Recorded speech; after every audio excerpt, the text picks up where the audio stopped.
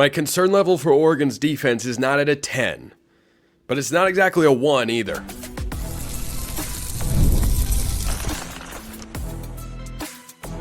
You are Locked On Ducks, your daily podcast on the Oregon Ducks. Part of the Locked On Podcast Network, your team every day.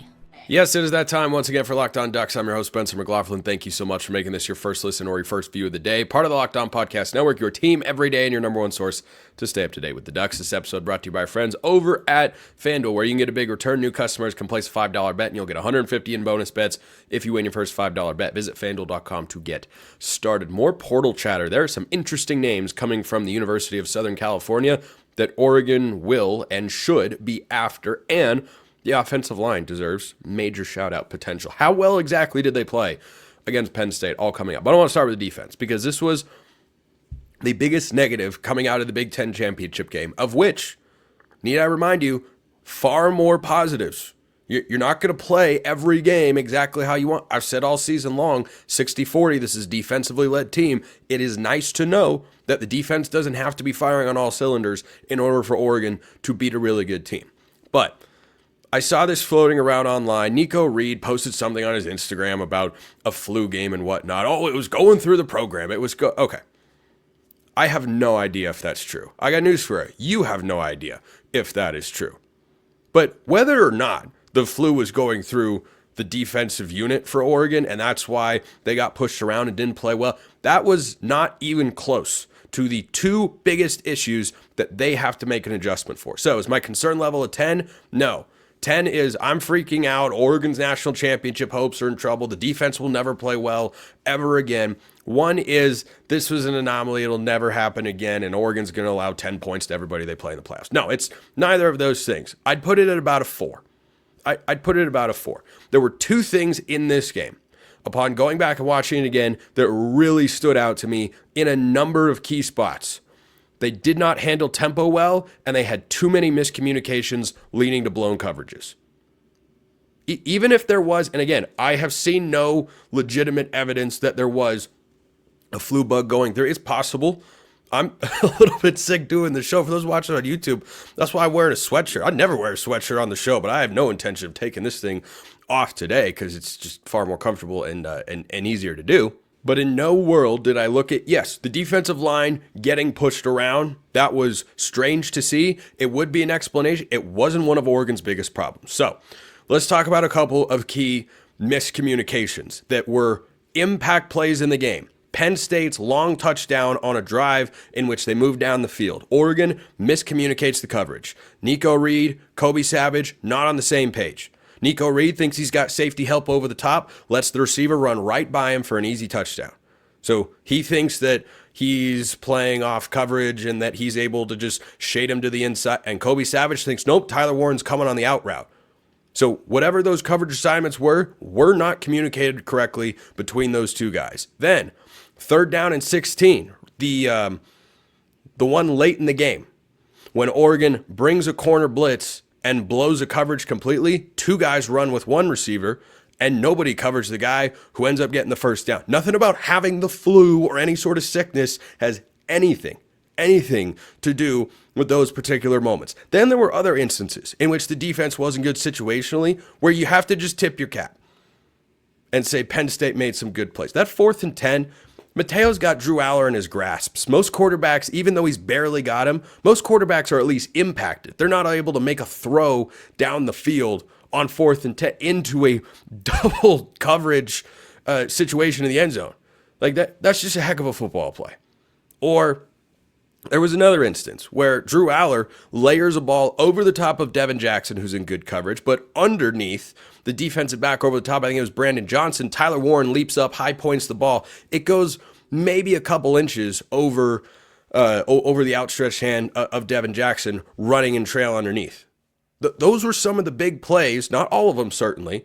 Those were some of the big plays that Oregon gave up. Now, the tackling is something that from a form standpoint, I didn't see anything different. It's not like guys were not trying to wrap up. I think those Penn State running backs were just really good.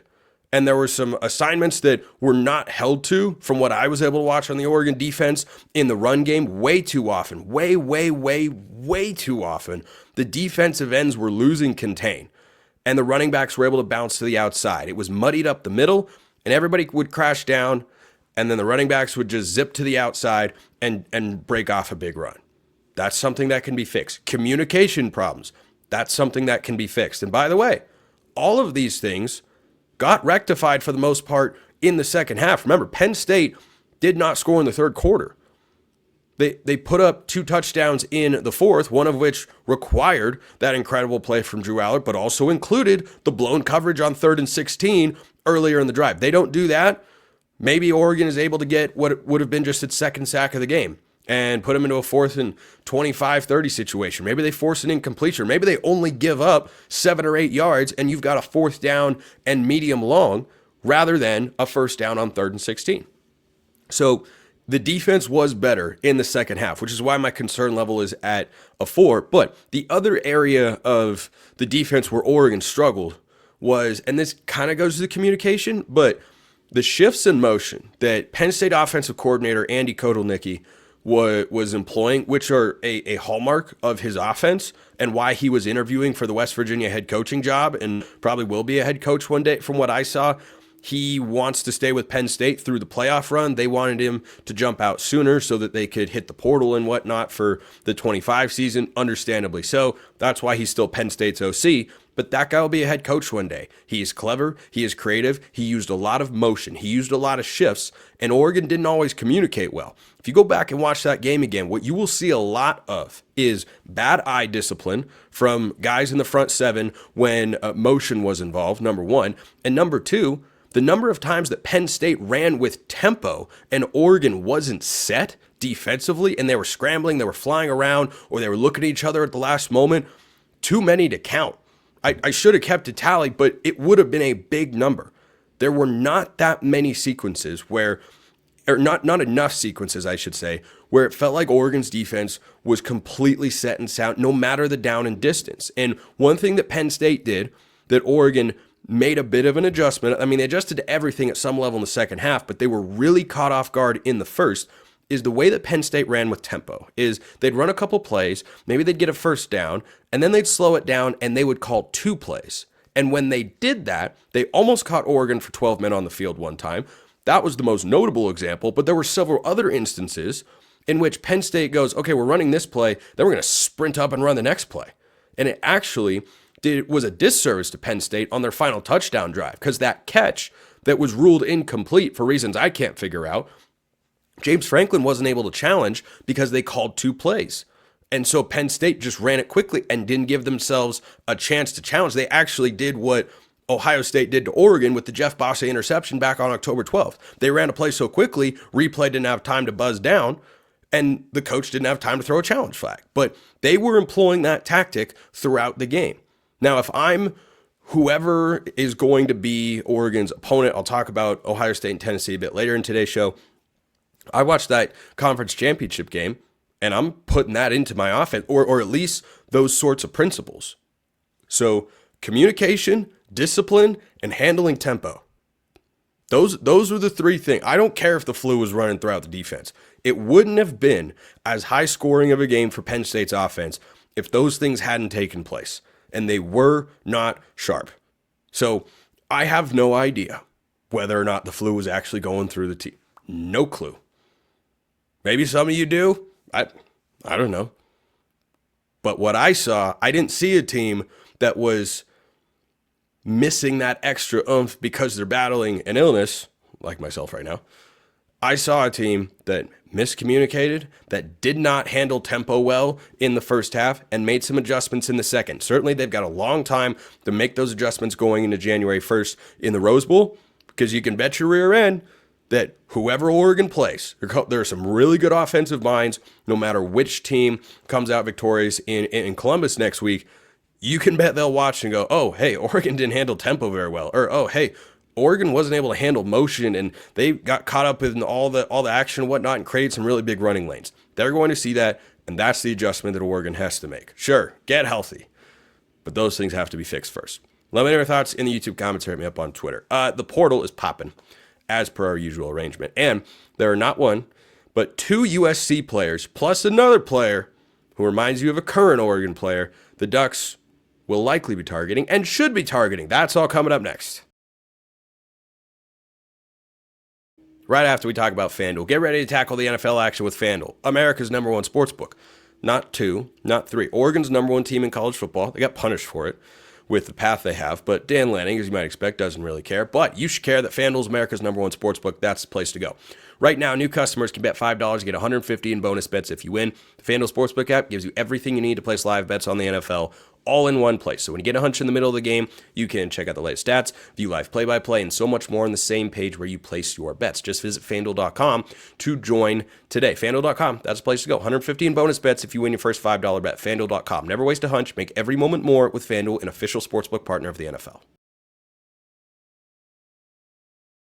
You know that school that is almost solely responsible, not entirely, but mostly, for destroying the Pac-12? Well, that school's got a couple of players, it's USC of course, that Oregon's going to be after and should be interested in. So let's start with Bear Alexander. This is a guy who's bounced around more than a little bit.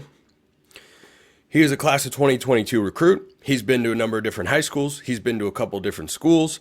He was at USC for the last 2 seasons, and this is a guy that Dan Lanning has recruited, going back to his time at Georgia. So it makes sense that you would want a veteran interior defensive lineman because Oregon is going to lose, in all likelihood, Derek Harmon, who could come back. Jamari Caldwell cannot, but Derek Harmon could come back. Derek Harmon's not coming back. Might be a first-round draft pick because he's absolutely phenomenally awesome. But should Oregon be interested in Bear Alexander? Absolutely. Absolutely. This is a guy who was one of the 5 to 10 best defensive tackles coming out of high school a couple of years ago. He's been in college for a couple seasons. I don't think that his problems, I don't know that he's had problems. When I've watched USC play, he has a tendency to be the most impactful player on USC's defensive line. Now, he wouldn't be the best defensive lineman that Oregon has next year, but he'd be a guy who I'd be plenty comfortable with lining up as a starter next to Amari Washington on the interior. I am 100% confident Amari Washington starts next season for the Ducks. But Bear Alexander is a name that you should definitely know because positionally it makes sense. And then there's the pass recruiting type. We've seen that work out with Dan Lanning and the staff before. Might work out with Jonte Cook, the 5-star wide receiver transfer from Texas. But he's not the only name to watch coming from USC. I think Alexander is a better fit than Duce Robinson. Now, Duce Robinson was a 5-star tight end coming out of high school. He is a hybrid tight end receiver type. Really talented guy. Has played college football at USC. What I mean to say is he's seen the field. He hasn't just been sitting on the bench doing nothing. He looks like the guy who my everydayers out there might remember Oregon was after coming out of high school. He's a really good athlete, explosive down the field. Of all the tight ends that Oregon could go get, which it makes a lot of sense that they would, he is not at the top of my list. Would I be opposed? No. Would not be opposed. Max Clare is the guy that I want. Tight end transfer from Purdue. I saw it. You can go back and listen to the show, the reaction show I did of Oregon's thumping of Purdue. After the game, I said, Oregon's going to hit the portal in all likelihood for a tight end next year. And I want Max Clare. And Max Clare is in the transfer portal. I have no idea if Oregon is one of the finalists there. Haven't seen it. I'm just saying, from a body type standpoint, he's a little bit more of a traditional tight end. Duce Robinson is, I don't think, even quite as big and bulky. Now, if he gets a year in the offseason, we saw what Sadiq did with his body from year 1 to year 2, and Sadiq is a punishing blocker. I mean, Sadiq's going to be awesome as tight end 1 next year. But if Max Clare were to be tight end 2 for Oregon, I'd be pretty thrilled. Does that mean Duce Robinson is not going to, be a fit or wouldn't work with the Ducks? No. He's coming from USC, though. They're not big on the whole physicality thing down there on offense. So he doesn't strike me as a guy, and when I watched him play, I haven't seen exactly what all of his snap counts and where he's lined up and whatnot, but he doesn't tend to line up on the end and just punish guys in the blocking game. He's someone that is a unique athlete, but is a little bit closer to a wide receiver than he is a tight end. Now, maybe Oregon can get him in the weight room and say, hey, this is how we want you to play. Here's how you, but Terrence Ferguson was a wide receiver once upon a time. Kenyon Sadiq played a lot of wide receiver in high school. Roger Saliapaga, who will probably be a contributor in this position group for Oregon next season, he was a wide receiver in high school and is converted to tight end. So it's not as if that hasn't happened before. Would I be interested in Duce Robinson? Yes. Is he my number one guy? No. Give me Max Clare. I think that guy with Kenyon Sadiq would be awesome.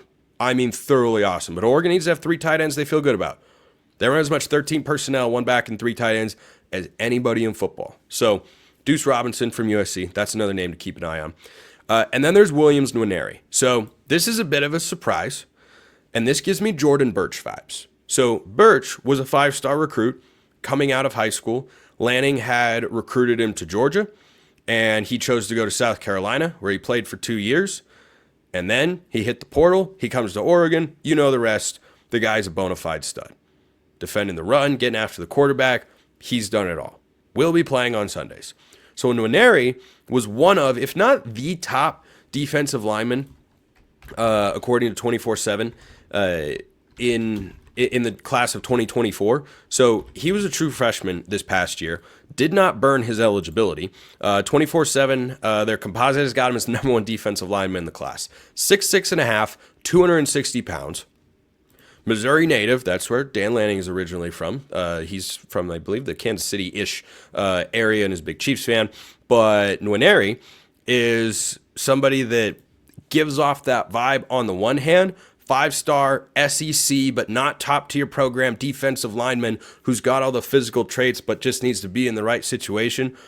Maybe that's what would come about if Nwaneri goes to Oregon. The difference, though, Birch played for 2 years at South Carolina before joining the Ducks last year.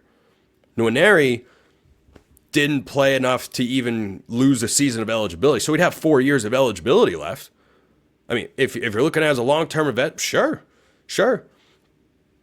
The fact that he didn't play as a true freshman means some aspect of development is probably required. I don't know exactly what that is. I haven't studied his film yet. I'm just saying this is a name you should be aware of, because if there's anybody who can claim, hey, we know how to coach up defensive linemen no matter where you were in the past, I think Dan Lanning and Tosh Lupoi are pretty close to the top of the list in all of college football right now. So Nwaneri is absolutely a name to watch in there as well. Those are the biggest names for today. There will be more as the week goes on. But keep an eye.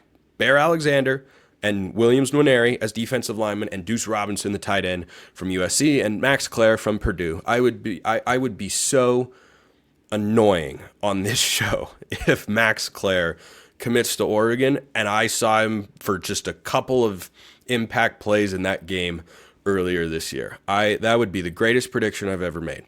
But alas, we shall wait and see. JD sent in this question, which you can as well. YouTube comments, hit me up on Twitter at @McLaughlinCFB or at Locked On Ducks. You can also become a Locked On Ducks insider, get priority mailbag access, and a bunch of other perks. Link in the description below. You can get a free 14-day trial. JD says, leads me to a potential mailbag question. He said other things as well. What do we do on the interior defensive line next year? Washington plus a portal guy, plus a guy from Lanning's first cycle. Who do we think starts there? JD, you and I are in the same headspace here. Amari Washington, without question, is a starting interior guy for Oregon next year. No doubt about it. Caldwell is gone. I think Washington steps in to fill that void, and the void left by Derek Harmon as well, who will get drafted in the NFL. And as I mentioned, probably a first-round pick. Not guaranteed. There's no way Derek Harmon falls out of the second round. Absolutely, positively no way. So yes, there is a spot for a transfer. It kind of reminds me of what they did this year when they brought in Derek Harmon. If you had started Amari Washington, Jamari Caldwell, this would be a good defensive line. But it became a great defensive line when they added Derek Harmon.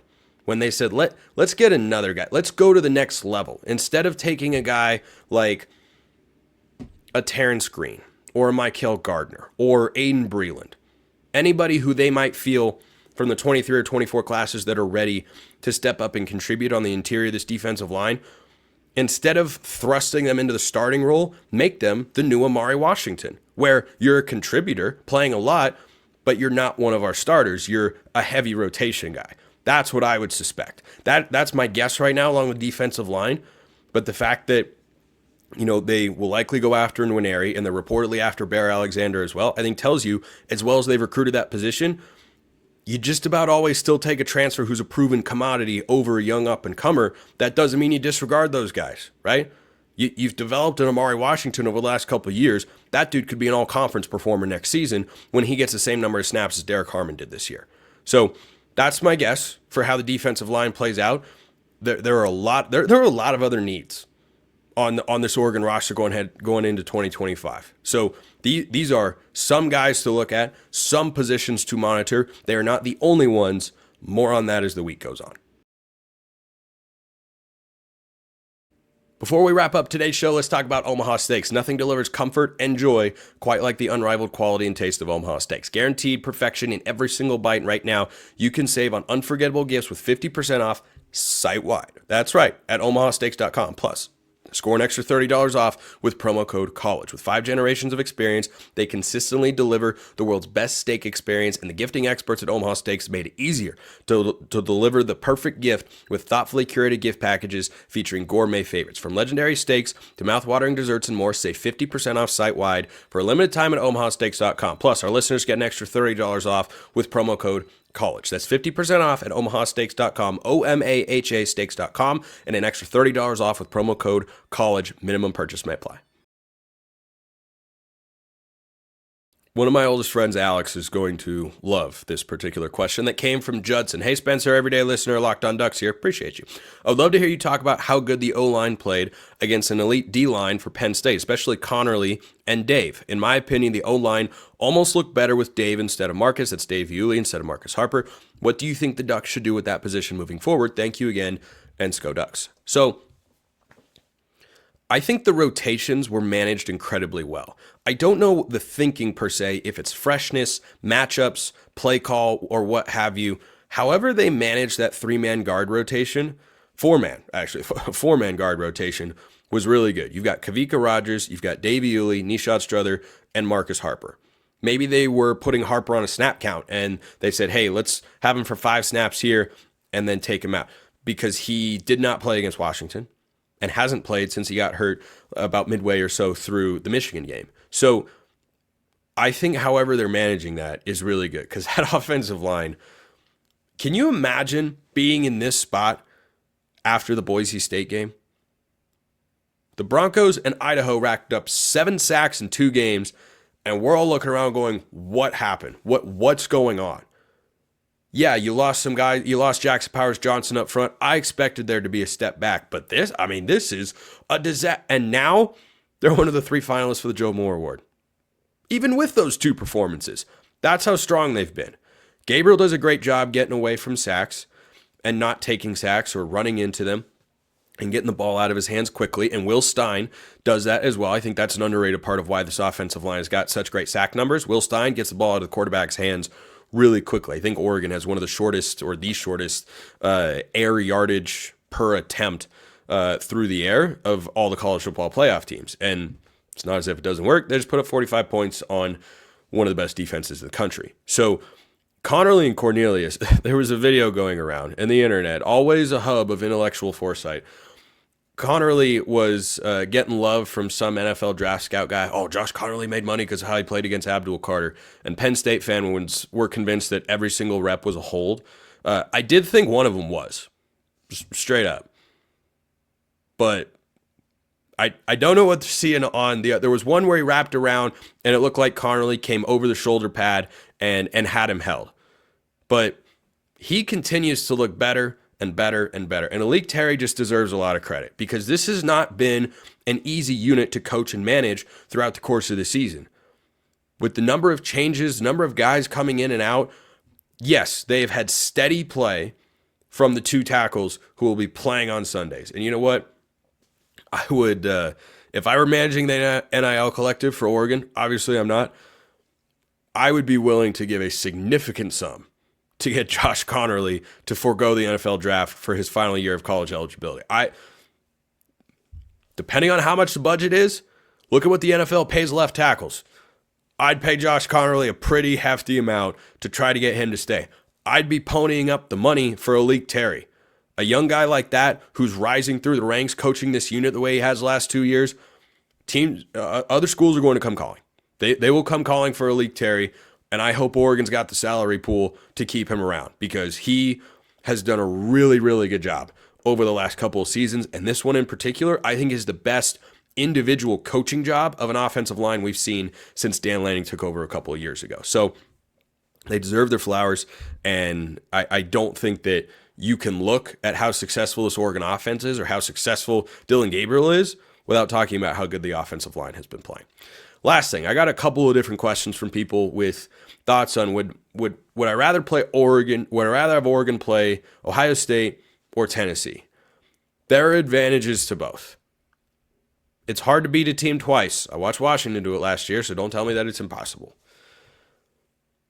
You know what Ohio State's going to do, but Ohio State knows what you like to do. You haven't seen Tennessee before.